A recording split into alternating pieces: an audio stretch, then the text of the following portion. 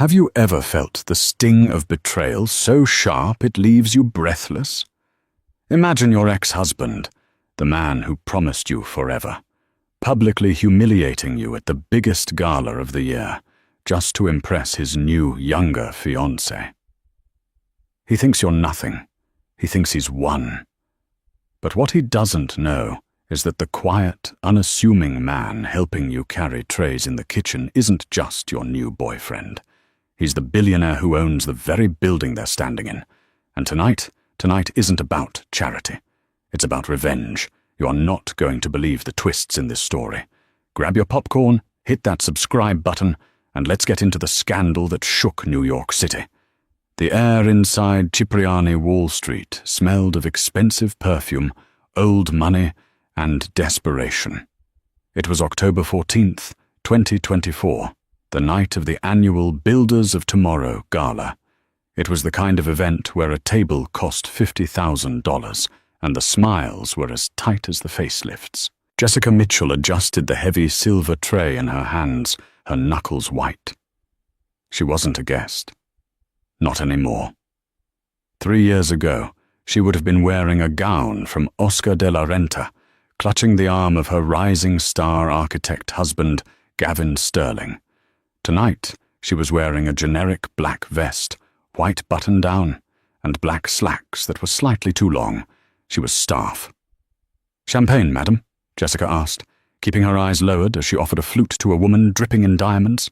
"Finally," the woman huffed, snatching the glass without looking at her. Jessica swallowed her pride. It tasted like ash.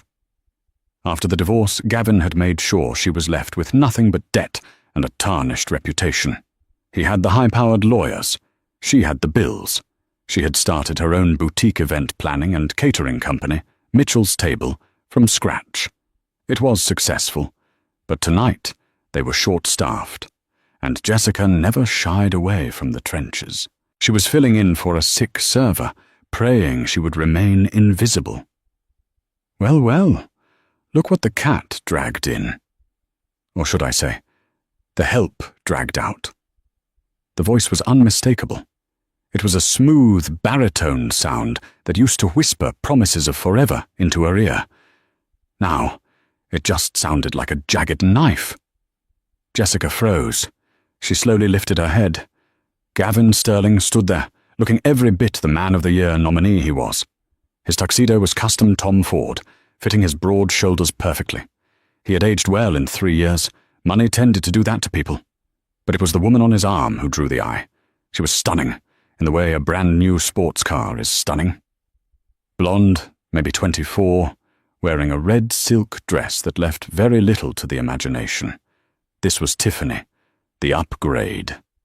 The woman Gavin had left Jessica for because, as he put it during their final mediation, Jessica had become too domestic for his rising ambition. "Hello, Gavin," Jessica said, her voice steady despite the thumping of her heart.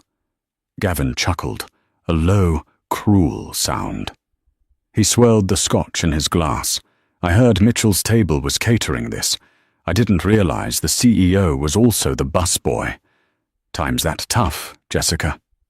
Tiffany giggled, covering her mouth with a manicured hand. "Babe, is this her? The one who used to... you know?" "The ex-wife," Gavin confirmed, looking at Jessica with a mixture of pity and disgust. "Jessica, this is Tiffany. My fiancée." He emphasized the word fiancé like he was planting a flag. He lifted his hand, flashing a diamond on Tiffany's finger that was easily 5 carats. It caught the light of the massive chandeliers, sending a prism of mockery straight into Jessica's eyes. "Congratulations," Jessica said, gripping her tray tighter. "If you'll excuse me, I have work to do." "Wait," Gavin said, stepping in front of her, blocking her path. He plucked an empty hors d'oeuvre napkin from a nearby table and dropped it onto Jessica's tray. "You missed a spot. Clean up as you go, Jessica.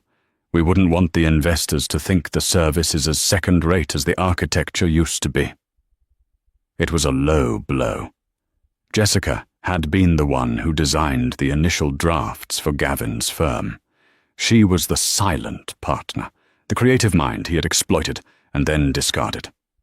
"Enjoy your night, Gavin," Jessica whispered, forcing herself to walk away before the tears could spill. She hurried towards the swinging kitchen doors, her face burning. She pushed through into the chaotic, noisy sanctuary of the kitchen and nearly collided with a tall, broad figure. "Whoa, easy there," a gentle voice said. Two strong hands steadied her by the shoulders.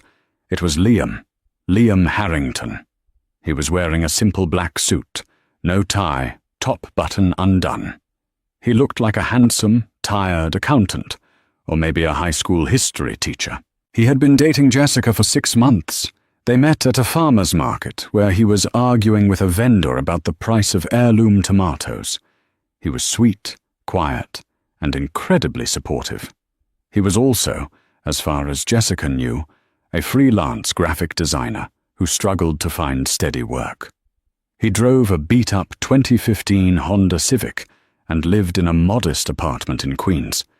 But he made Jessica laugh, and he treated her like she was the most important person in the room, even when that room was a sweaty commercial kitchen. "You okay?" Liam asked, ducking his head to catch her eyes. He brushed a stray hair from her forehead. "You look like you saw a ghost." "Worse," Jessica exhaled, leaning into his touch for a second. "Gavin is here. With her." Liam's expression hardened instantly. His jaw clenched. "Did he say something to you?" "Just the usual," Jessica said, straightening up and putting on her brave face. "He treated me like a servant." "Flash the ring, the usual power trip." "I'm fine, Liam. Really. I just need to get these crab cakes out to table 4. Liam looked at the heavy tray in her hands. He gently took it from her. "I'll take table 4, he said firmly. "Liam, you're not even technically on the payroll tonight. You're just helping me out, because Jerry called in sick. You don't have to." "I'm taking table 4, Liam repeated, a strange glint in his blue eyes. "Besides, I want to see this Gavin character up close, see if he's as impressive as he thinks he is." "Liam, please don't cause a scene," Jessica begged. "Gavin is powerful in this industry. If we make a mess, Mitchell's table could lose contracts." Liam smiled, but it wasn't his usual goofy grin. It was a sharp, wolfish smile that Jessica had never seen before. "Don't worry, Jessica," he said softly. "I promise I won't make a mess. I'm just going to observe." The ballroom was buzzing with the sound of 1,000 deals being struck. Liam moved through the crowd with an ease that shouldn't have been possible for a freelance graphic designer crashing a high society gala. He held the tray of crab cakes with one hand, his posture impeccable. He spotted Gavin Sterling immediately. He was the loudest man in the center of the room, holding court near the ice sculpture. Liam approached the group. He didn't offer the food immediately. He just stood near the edge of the circle, listening. "So I told the zoning board," Gavin was booming, gesturing wildly, "you can either approve the height increase for the Sterling Tower, or you can explain to the mayor why the city is losing $1 billion skyline icon." Naturally, they folded. The group laughed obsequiously. Men in expensive suits patted Gavin on the back. Tiffany was busy taking a selfie with the ice sculpture. "Impressive," Liam said, his voice cutting through the laughter. It wasn't loud, but it had a timbre that commanded attention. Gavin turned, annoyed at the interruption. He looked Liam up and down, taking in the tieless suit and the tray of food. "The crab cakes are for eating, buddy, not for holding," Gavin sneered.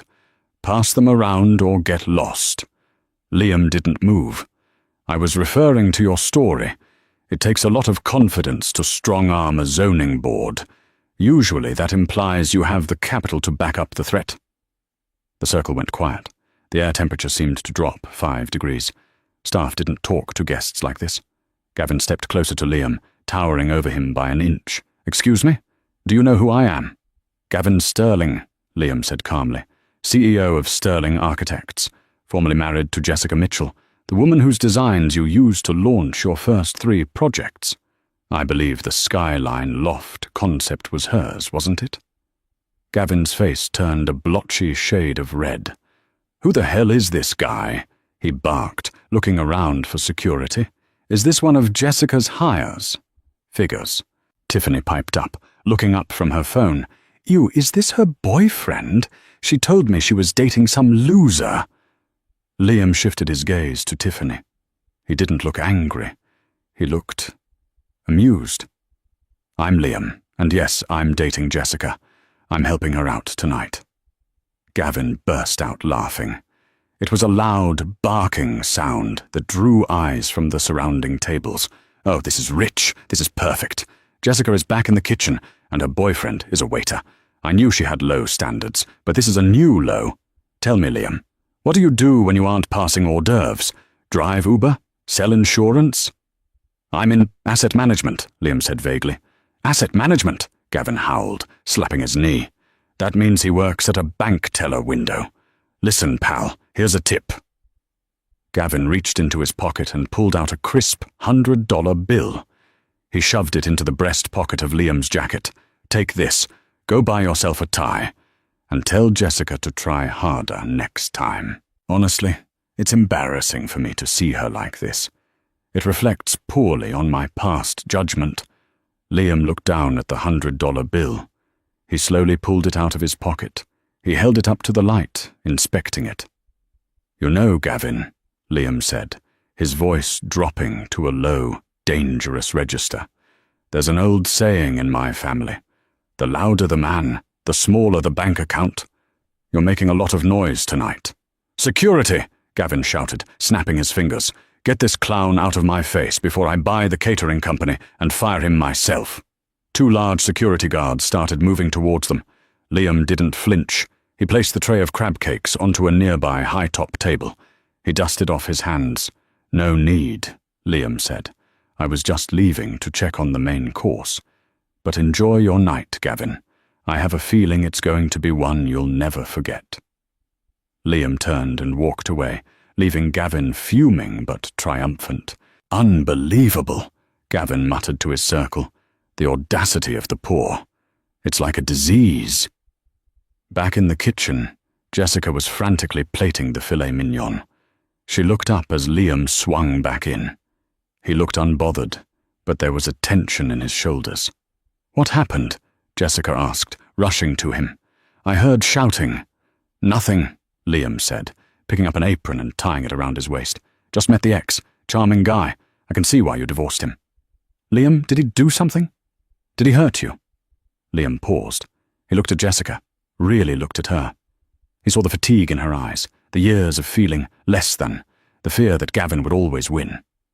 He reached into his pocket, pulled out his phone, and typed a quick text message.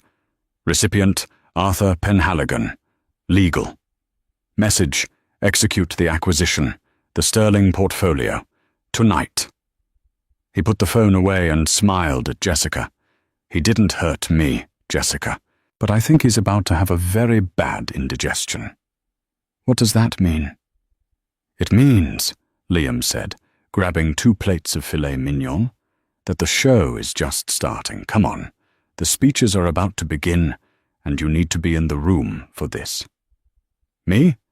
No, I stay in the kitchen during speeches." "Not tonight," Liam said. "Trust me." The ballroom lights dimmed. The chatter subsided as the spotlight hit the center stage. The master of ceremonies, a well-known news anchor, stepped up to the microphone. "Ladies and gentlemen, welcome to the highlight of our evening, the presentation of the Visionary Award and the announcement of the winning bid for the new Hudson Yards redevelopment project, a contract worth $200 million. Applause rippled through the room. Gavin Sterling adjusted his bow tie, beaming. He had been bragging for weeks that the contract was in the bag. He had leveraged everything: his firm, his personal assets, even the mortgage on his penthouse, to undercut the competition and bribe the right officials. He needed this win. Without it, Sterling Architects was insolvent. Jessica stood in the back shadows of the ballroom, near the service entrance, watching. Liam stood beside her, his hand warm on the small of her back. "He looks so confident," Jessica whispered. "He always wins, Liam. It's just how the world works." "Not always," Liam murmured. "And now," the MC continued, To present the award and announce the partner for the Hudson Yards project, please welcome the CEO of the financing group behind the development, a man who rarely makes public appearances, the head of Harrington Global Holdings, Mr. Liam Harrington. The room went polite with applause, but there was confusion. People looked around. They expected an old man in a suit. Gavin Sterling was clapping loosely, whispering to Tiffany. Harrington? Never heard of him. Probably some figurehead. Then the spotlight began to search the room. Mr. Harrington? The MC asked, scanning the VIP tables. Jessica felt Liam's hand leave her back. Hold this, he whispered, handing her his apron. Liam? Jessica hissed. What are you doing? Liam stepped out of the shadows. He walked down the center aisle, the service aisle. He was still wearing his simple suit, no tie. The spotlight swung wildly and caught him. A murmur of confusion swept through the crowd. Ideally, the waiter, someone whispered. Gavin Sterling froze. He squinted against the glare of the spotlight. He saw the man walking towards the stage, the man he had just tried to tip $100. No, Gavin whispered. No, no, no. Liam walked up the stairs to the stage. He took the microphone from the stunned MC. He looked out at the sea of faces, the elite of New York. Then he looked directly at table number 1, right into Gavin Sterling's eyes. Good evening, Liam said. His voice was calm, authoritative, and terrifyingly familiar to everyone in the room. I apologize for the attire, Liam continued, gesturing to his suit. I was assisting the catering team. Mitchell's table. The service is excellent, by the way. I highly recommend the crab cakes. A few nervous chuckles. Jessica, in the back, had her hands over her mouth. Her legs felt like jelly. Harrington Global Holdings? Liam? Her Liam? I am Liam Harrington, he said. For years, my family has operated quietly. We believe in building things that last. Integrity, foundation, respect. He paused. We were set to announce the partner for the Hudson Yards project tonight. The frontrunner was Sterling Architects. Gavin stood up, buttoning his jacket, ready to accept his prize. He wore a smile that looked like a rictus of terror. However, Liam said, his voice dropping to absolute zero, I had the opportunity to inspect Mr. Sterling's character up close tonight. I learned a lot about how he treats those he views as beneath him. Gavin sat back down, his knees giving out. Business is about numbers, Liam said, but legacy is about people. I cannot entrust a $200 million project to a man who measures worth by the price of a tuxedo. The room was deadly silent. You could hear a pin drop.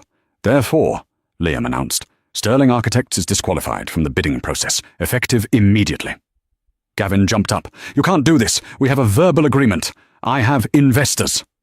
Furthermore, Liam continued, ignoring Gavin's outburst, Harrington Global has spent the last hour acquiring the outstanding debt of Sterling Architects.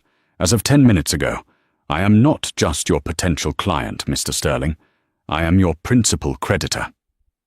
Liam pulled the crumpled $100 bill from his pocket, the one Gavin had tipped him. And Gavin, Liam said into the mic, I'm returning your investment. You're going to need every penny. He let the bill flutter to the stage floor. The silence in the ballroom didn't last.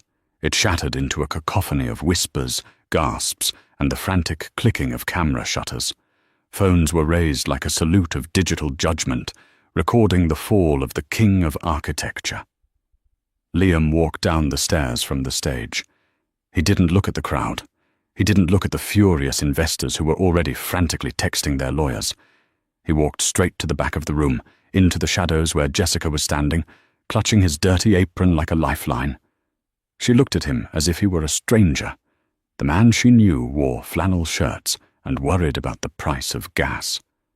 This man, walking toward her with the stride of a titan, owned the skyline. Liam, she breathed, her voice barely audible over the din. I'm sorry, he said immediately, reaching for her hands. His eyes were pleading. I wanted to tell you. I was going to tell you tonight. after work. But when I saw him, You're a billionaire? Jessica asked, her mind struggling to reconcile the two versions of him. All this time? The broken radiator in your apartment, the coupon cutting. The radiator is broken, Liam said with a faint, apologetic smile. I live in that apartment. It keeps me grounded. Jessica, please, you son of a bitch! The scream tore through the moment. Gavin Sterling was charging down the centre aisle, his face purple with rage. He shoved a waiter aside, sending a tray of champagne crashing to the floor. Security guards started to move, but Liam held up a hand to stop them. He wanted Gavin to come. Gavin skid to a halt 3 feet away from them, his chest heaving. Tiffany was trailing behind him, looking less angry and more like a deer in headlights, calculating the blast radius of the explosion. "You set me up!" Gavin roared, pointing a shaking finger at Liam. "You played me! This is fraud! You can't just buy my debt and disqualify me in front of the entire city. I'll sue you!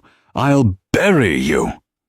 Liam stepped in front of Jessica, his posture shifting from apologetic boyfriend to immovable wall.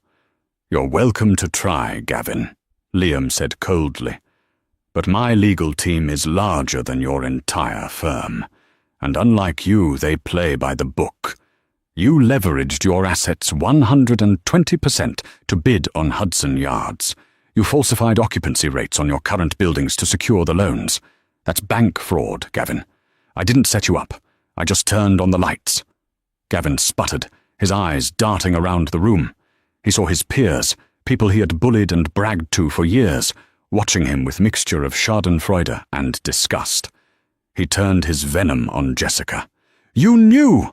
Gavin spat, stepping toward her. "You planned this, you little snake. You acted like the victim, playing the poor caterer while you were sleeping with the bank. How much did he pay you, huh? Did you whore yourself out to ruin me?" Liam's fist clenched. He took a step forward, his eyes dark. "Say one more word about her, and I won't wait for the lawyers to destroy you." But Jessica put a hand on Liam's chest. She pushed past him, stepping into the light. She looked at her ex-husband, really looked at him, and realized that the fear she had carried for 3 years was gone. He wasn't a monster. He was just a small, greedy man in a borrowed suit. "I didn't know, Gavin," Jessica said, her voice ringing clear and steady. "I didn't know who he was. And that's the difference between you and me. I loved Liam when I thought he had nothing. You only loved me when I could build your career, and you dumped me the second you thought you could do better." She gestured to Tiffany, who was frantically scrolling through her phone nearby. "And now," Jessica continued, "you're about to learn exactly how much she loves you." Gavin whipped around to look at Tiffany. "Tiff, baby, tell them. We're a team. We'll fight this." Tiffany looked up. Her expression was flat. "Gavin, is it true? Are you broke?" "It's a temporary liquidity issue," Gavin pleaded, sweat dripping down his forehead. "Once I sue—" "So the penthouse?" Tiffany asked. "The Hamptons house?" "Used as collateral," Liam interjected helpfully. "They belong to the bank now, which means they belong to me. Eviction notices will be served in the morning." Tiffany dropped Gavin's arm like it was burning hot. "You told me you were worth 50 million, she hissed. "You told me you were untouchable. I am. I will be." Gavin reached for her hand, but she recoiled. "Don't touch me," she snapped. "I'm not going down with a sinking ship.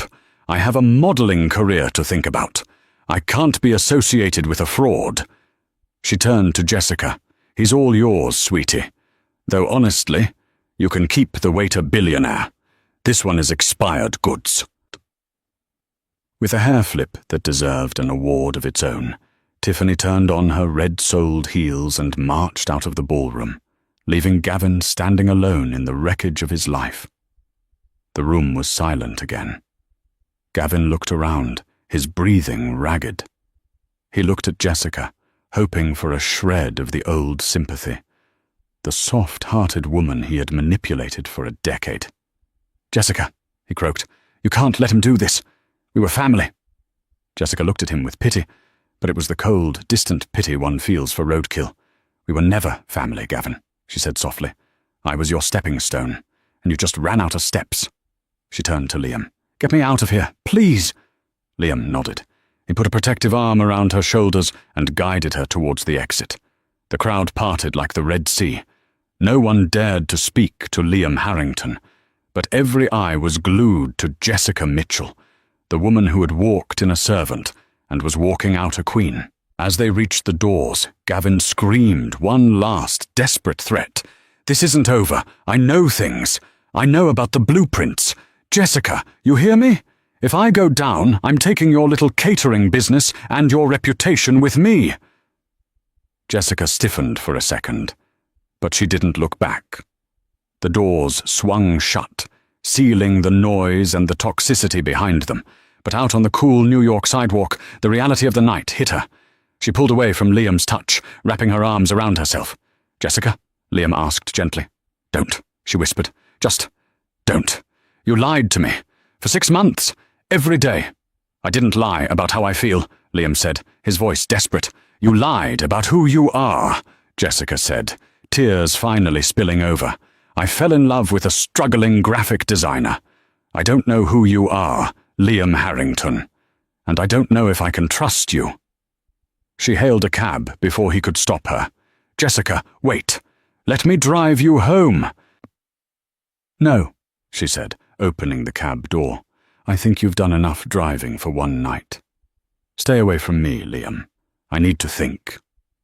The cab sped off, leaving the billionaire standing alone on the curb, victorious in business, but feeling like he had just lost the only thing that actually mattered. The next morning, New York City woke up to a scandal that eclipsed the weather, the stock market, and the sports scores. New York Post, Gavin gone. Architect mogul humiliated by billionaire busboy. The Times, Harrington, Global acquires sterling debt. A hostile takeover at a charity gala. TMZ, Tiffany's walks. Fiancée dumps broke. Architect seconds after bankruptcy reveal. Jessica sat at her kitchen table in her small Brooklyn apartment, staring at the pile of newspapers. Her phone had been buzzing non-stop since 6 a.m. Journalists, old friends she hadn't heard from in years, and clients. Everyone wanted the scoop. She turned her phone off. She felt hollow. The vindication of seeing Gavin fall should have been sweet, and part of it was. Seeing the pictures of him being escorted out of Cipriani by security was satisfying in a primal way. But the image of Liam on that stage, cold and powerful, kept haunting her. The man she loved was a fiction. Or maybe the billionaire was the fiction, and the man she loved was real. She didn't know anymore. There was a knock at the door. Jessica ignored it. "Jessica, I know you're in there. I can hear you overthinking." It was Liam. Of course he knew where she lived. He had spent countless nights here, eating takeout on her rug, fixing her leaky faucet, watching movies on her laptop. "Go away, Liam," she shouted. "Go count your money." "I don't care about the money," he shouted back through the wood. "I brought bagels, the poppy seed ones from the place on 4th Street, and coffee, bad coffee from the bodega, just how you like it." Jessica hesitated. He remembered her order. He remembered the specific bagel place. She opened the door, leaving the chain on. Liam stood there. He wasn't wearing a suit. He was wearing jeans and a faded grey hoodie, his Sunday uniform. He looked exhausted. There were dark circles under his eyes. "Can I come in?" he asked quietly. 5 minutes. If you want me to leave after that, I will. I swear." Jessica undid the chain and opened the door. Liam walked in and set the bag of bagels on the table, right on top of the picture of Gavin's crying face on the front page of the Post. "Why?" Jessica asked, crossing her arms. "That's all I want to know. Why the charade? Was it a game? Was I some social experiment? Let's see if the poor catering girl will date a broke guy." "No," Liam said sharply. He sat down on one of her mismatched chairs. "It wasn't a game. It was survival." He looked at his hands. "Jessica, everyone I have met since I was 18 knew my last name before they knew my first. I've been targeted by gold diggers, corporate spies, and people who just wanted a loan. My last fiancée? She was hired by a competitor to get insider information on a merger. She didn't love me. She loved the access. He looked up at her, his blue eyes raw. When I met you at the market, you yelled at me for squeezing the tomatoes too hard. You didn't know who I was. You didn't care. You just saw a guy who was bad at grocery shopping. It was the first time in 10 years I felt invisible, in a good way. So you kept it up for 6 months? Jessica asked, her voice softening slightly. I didn't intend to, but then I started falling for you, and I heard how Gavin treated you, how he made you feel like you were nothing without his money and status. I was terrified that if I told you I was a billionaire, you'd think I was just another Gavin, another rich guy trying to buy you. Jessica sat down opposite him. The anger was fading, replaced by a heavy sadness. Liam, Gavin used money to control me. You used the lack of it to deceive me. It's still manipulation.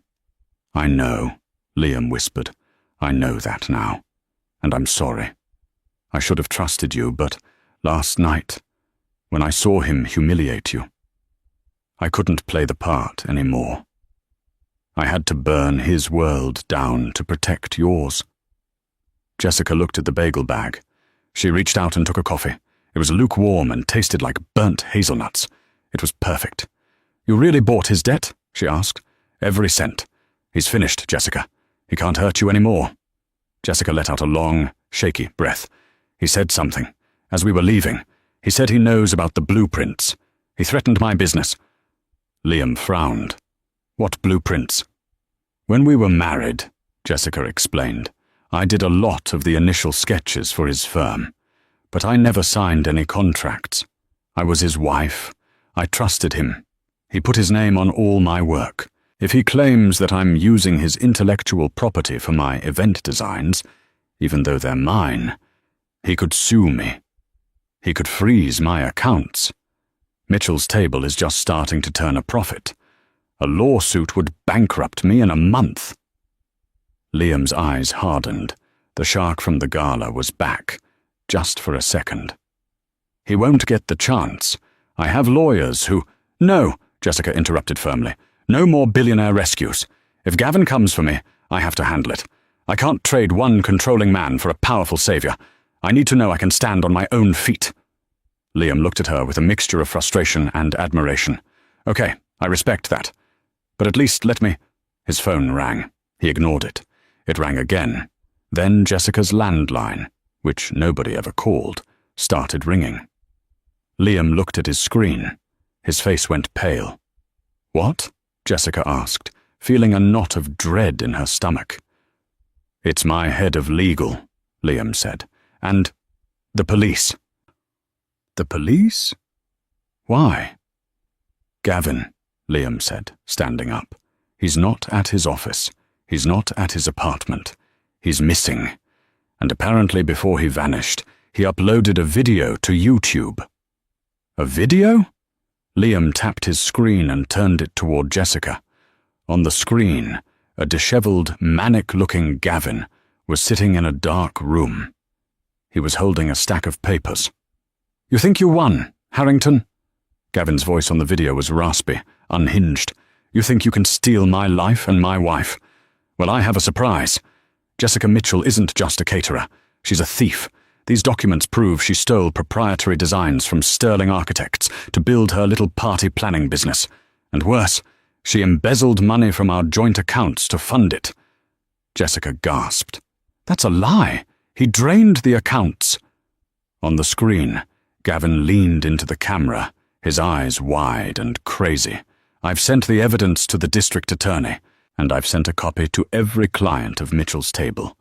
By noon today, she won't just be broke. She'll be in handcuffs. If I'm going down, Jessica, you're coming with me to hell. The video ended. Jessica stared at the black screen, her hands trembling. He forged them. He must have forged documents. Liam was already typing furiously on his phone. He's cornered. He's lashing out. We can prove they're fake." "By noon," Jessica whispered. "He sent them to my clients. My reputation." Her phone pinged. An email cancellation from a bride for a wedding next weekend. Then another ping, a corporate luncheon cancellation. The fallout wasn't over. It was just beginning. "I need to go to the police," Jessica said, standing up. "I need to get ahead of this." "I'm coming with you," Liam said. "Liam." "No," he said, grabbing his keys. "You said you didn't want a savior. Fine. But you still have a boyfriend, and I'm not letting you walk into that precinct alone while a lunatic is on the loose." Jessica looked at him. She saw the fear in his eyes, not for his money, but for her. "Okay," she said. "Let's go." As they opened the door to leave, they found a package sitting on the doormat. It wasn't a delivery. It was a manila envelope, taped shut. Written on the front in jagged red marker was one word: "Inside." Liam kicked the door shut and pulled Jessica back. "Don't touch it. It's from him," Jessica whispered. "Call the police," Liam ordered, his voice low and terrified. "Tell them Gavin Sterling is here." The arrival of the NYPD bomb squad turned Jessica's quiet Brooklyn street into a circus. Flashing red and blue lights bounced off the brownstones, illuminating the terrified faces of neighbors peering out from behind curtains. Officer Miller, a grizzled veteran with a thick mustache, emerged from Jessica's apartment building, holding a clear evidence bag. Inside was not a bomb, but a burner phone and a single, charred piece of paper. It wasn't an explosive, Miller told Liam and Jessica, who were huddled by the back of an ambulance, draped in blankets despite the mild weather. Just this. Jessica looked at the charred paper in the bag. It was the corner of a sketchbook page. She recognized the cross-hatching immediately. It was her original draft for the Helix Tower, the project that had put Gavin on the map 5 years ago. "He burned them," Jessica whispered, a cold numbness spreading through her chest. "The only proof I have that I designed those buildings. He's destroying the evidence while framing me." Suddenly the burner phone inside the evidence bag lit up. It began to vibrate. Officer Miller looked at them. "He wants to talk. We can trace it, but we need you to keep him on the line." Jessica nodded. Her hands were shaking as she took the phone through the plastic bag. She answered and put it on speaker. "Hello, Gavin," she said, her voice surprisingly steady. "Did you like my gift, Jessica?" Gavin's voice sounded distorted, likely due to a poor signal, but the malice was crystal clear. "I'm having a little bonfire. It's quite therapeutic. Watching your legacy turn to ash." "Where are you?" Jessica demanded. "Stop this. You're making it worse." "I'm making it even," Gavin snapped. "You took my future. I'm taking your past. I'm at the place where it all started, Jessica. Do you remember? The place where you sketched your first little dream?" Jessica's eyes widened. "The old refinery, in Red Hook. Bingo. Come alone, Jessica. If I see a cop, or if I see your billionaire boyfriend, I burn the rest of the book, and then I jump. And if I die, the lawsuit against you sticks. You'll spend the next 10 years in prison for embezzlement because you won't be able to prove a thing." The line went dead. "We have a lock on the signal," Officer Miller said, tapping his earpiece. "He's at the Red Hook waterfront, derelict sugar refinery. We can have a SWAT team there in 20 minutes. "No," Jessica said. "He'll see them coming. The refinery is open air. It's a skeleton of a building. If he sees police, he'll destroy the proofs and kill himself. I have to go in." "Absolutely not," Liam said, stepping in front of her. "I am not letting you walk into a trap with a psychopath." "Liam, those sketchbooks are my life's work," Jessica argued, her eyes pleading. "And more importantly, if he dies without confessing to the forgery, I go to jail. His lawyers have papered the city with fake evidence. I need a confession. I need him to say it while the police are listening." Liam looked at Officer Miller. "Can you wire her?" "We can," Miller nodded. "But it's dangerous. If he finds the wire—" "He won't," Jessica said. "He's arrogant. He thinks I'm weak. He thinks I'm still the girl who made him sandwiches while he took credit for my genius. Let me do this." Liam clenched his jaw. the muscles working furiously. He hated this. Every instinct in his body screamed to wrap her in cotton wool and fly her to a private island. But he looked at Jessica, the set of her jaw, the fire in her eyes, and realized he couldn't stop her. This was her fight. "Okay," Liam said, his voice rough, "but I'm not staying here. I'll be with the tactical team. If anything goes wrong, we move in. I don't care about the evidence. I care about you." Underscore, underscore, underscore, underscore, underscore, underscore, underscore, underscore, underscore, underscore, underscore, underscore, underscore, underscore, underscore, underscore. 30 minutes later, Jessica stood at the base of the massive, rusting sugar refinery. The structure loomed over the waterfront like the ribcage of a dead leviathan. The wind was picking up, whipping her hair across her face. She wore a heavy coat, concealing the wire taped to her chest. "I'm here!" she shouted into the cavernous darkness of the ground floor. "Top floor, Jessica!" Gavin's voice echoed down from the metal grating high above. "Climb!" Jessica began the ascent. The metal stairs groaned under her weight. Rust flaked off onto her hands. She climbed 4 flights, her heart hammering against her ribs like a trapped bird. When she reached the top platform, the view was breathtaking and terrifying. The Manhattan skyline glittered across the water, the very skyline Gavin claimed to own. Gavin was standing near the edge, where the railing had rusted away. A fire burned in a metal barrel next to him. He held a thick, leather-bound sketchbook over the flames. He looked terrible. His tuxedo from the night before was torn and stained. His eyes were bloodshot and wild. "You came," he said, a twisted smile forming. "Alone?" "Alone," Jessica lied. She knew Liam and the SWAT team were moving into position in the shadows below. "Put the book down, Gavin. Let's talk." "Talk?" Gavin laughed. "We're done talking. I just wanted you to see this." He lowered the book closer to the fire. "This is the original draft for the Skyline Loft, isn't it? The project that got me my first cover of Architectural Digest."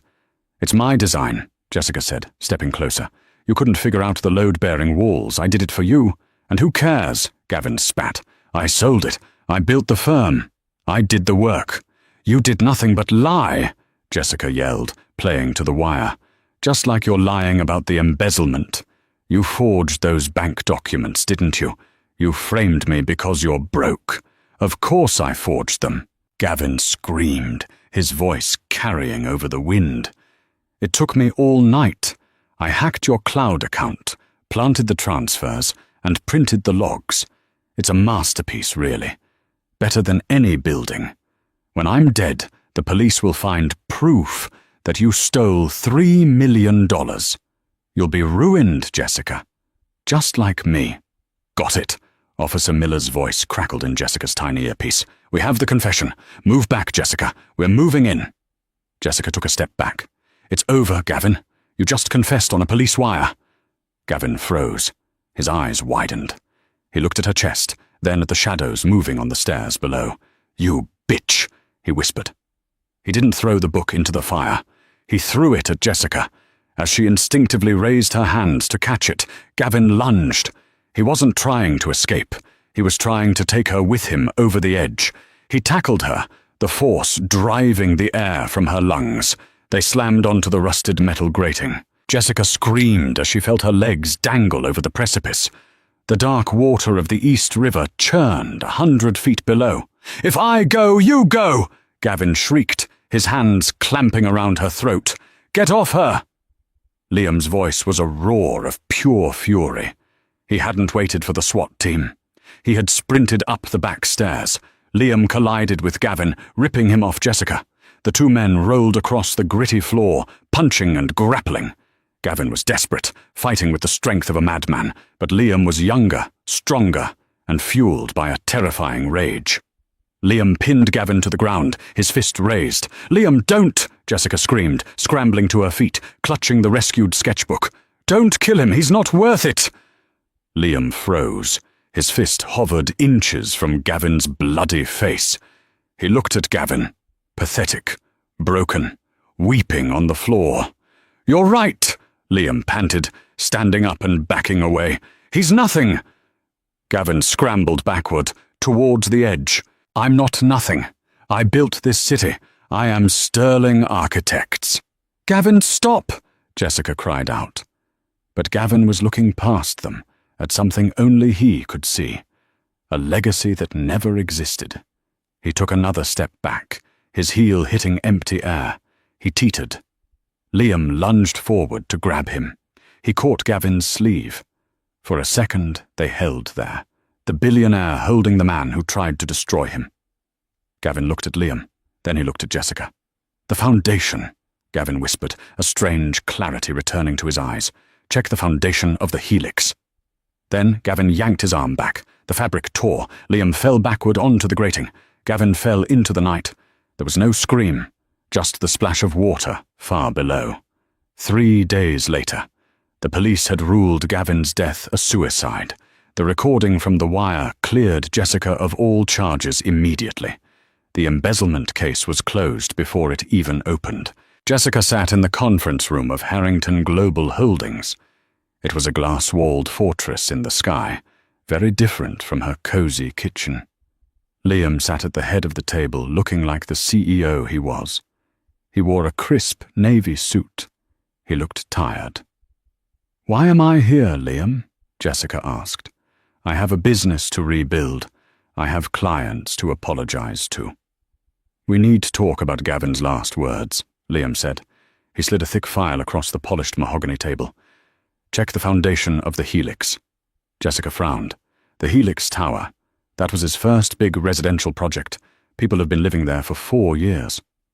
"My engineers spent the last 48 hours analyzing the original blueprints, the ones you saved from the fire, and comparing them to what Gavin actually built," Liam said grimly. "Jessica, look at page 52. Jessica opened the file. She saw her original drawing, a complex lattice structure designed to distribute weight evenly. Then she saw the as-built drawings from Gavin's firm. She gasped. He changed the steel grade, and he removed the secondary support trusses. To save money, Liam confirmed. He pocketed the difference, about $4 million. But by removing those trusses, he compromised the structural integrity. The helix isn't stable. In high winds, or a minor tremor. "It could collapse," Jessica whispered, horrified. "There are 600 people living in that building." "Not anymore," Liam said. "I ordered a mandatory evacuation this morning. I told the press it was for a gas leak to prevent panic, but the building is condemned. It has to come down." Jessica sat back, stunned. That's why he was so desperate. It wasn't just the debt. If you acquired his company, you would have done an audit. You would have found the flaw. He was going to go to prison for hundreds of counts of reckless endangerment, maybe manslaughter if it fell. He knew his time was up, Liam said. He stood up and walked over to the window, looking out at the city. "I bought a company full of death traps, Jessica. I'm going to lose about $300 million tearing that building down and reimbursing the tenants." He turned to look at her. "But I don't care, because you saved those blueprints. If you hadn't gone into that refinery, if you hadn't saved the original design, we might not have known until it was too late. You saved 600 lives." Jessica looked down at her hands. The hands that had scrubbed tables and carried trays, the hands that Gavin had called useless. "I didn't do it for them," she said softly. "I did it because I wanted my name back." "You have it back," Liam said. "And more. The press knows everything. Mitchell's table is booked solid for the next 2 years. You're a hero, Jessica." "I don't feel like a hero," she admitted. "I feel tired." Liam walked over to her. He hesitated, then knelt down beside her chair so he was looking up at her. It was a humble pose for a man who had just lost $300 million without blinking. "Jessica," he said, "I know I lied. I know I started this on a false premise. I can't undo that. But the man who loves your burnt coffee? The man who thinks you're the smartest, bravest person in New York? That wasn't a lie. He reached into his pocket. Jessica braced herself, expecting a ring, a diamond like the one Gavin had flaunted. Instead, Liam pulled out a packet of heirloom tomato seeds. "I'm going back to the farmer's market on Saturday," he said, a small, hopeful smile playing on his lips. "I was hoping. Maybe. You could come with me? Teach me how to pick the right ones this time." Jessica looked at the seeds. Then she looked at the billionaire kneeling on the floor of his boardroom. She thought about the last few days. The way he had protected her, the way he had fought for her, and the way he had listened to her when she said she needed to fight her own battles. She took the seeds. "You really are terrible at grocery shopping," she said, a smile finally breaking through her exhaustion. "I know," Liam said.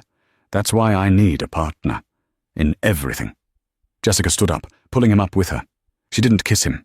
Not yet. She just held his hand, feeling the warmth and the strength of it. "Pick me up at 9, she said. "And bring the Honda. I don't like the limo." Liam grinned, and for the first time in days the shark was gone. Just Liam remained. "It's a date." They walked out of the office together, leaving the file on the table. Outside, the sun was shining on a skyline that was missing one building, but was safer, stronger, and finally, honest. And that, my friends, is how Jessica Mitchell went from serving hors d'oeuvres to saving hundreds of lives. She took down a corrupt empire, cleared her name, and found a love that was based on more than just a bank account balance. It's a reminder that true power isn't about the suit you wear or the car you drive. It's about integrity. Gavin Sterling built his life on a foundation of lies, and it collapsed. Jessica built hers on hard work and truth, and she's still standing. What would you have done in Jessica's shoes? Would you have forgiven Liam for lying about his identity for 6 months? Or is a lie always a deal-breaker, no matter the intention? Let me know in the comments below. I read every single one. If you enjoyed this roller coaster of revenge and romance, please hit that like button, subscribe to the channel, and ring the bell so you never miss a story. Thanks for watching, and see you in the next one.